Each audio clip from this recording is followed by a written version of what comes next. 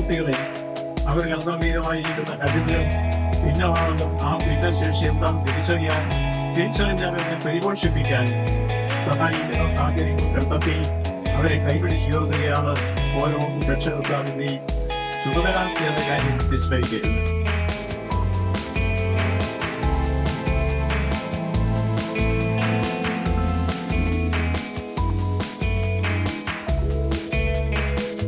ഒരു കുട്ടീനെ ഒരു ചെറിയ രീതിയിലൊരു ആന എന്ന് പറയുന്ന ഒരു നൃത്തത്തിന്റെ ഇത് പഠിപ്പിക്കാൻ വേണ്ടിയിട്ട് ആന എന്ന് പറയുന്ന കോൺസെപ്റ്റ് പഠിപ്പിക്കാനായിട്ട് നമ്മൾ സാധാരണ ബുക്കും പേപ്പറും പടങ്ങളൊക്കെ വെച്ച് കാണിക്കുമ്പോൾ ഇപ്പോഴത്തെ കുട്ടികൾക്ക് അതൊന്നും വലിയ ഇൻട്രസ്റ്റ് ഇല്ല.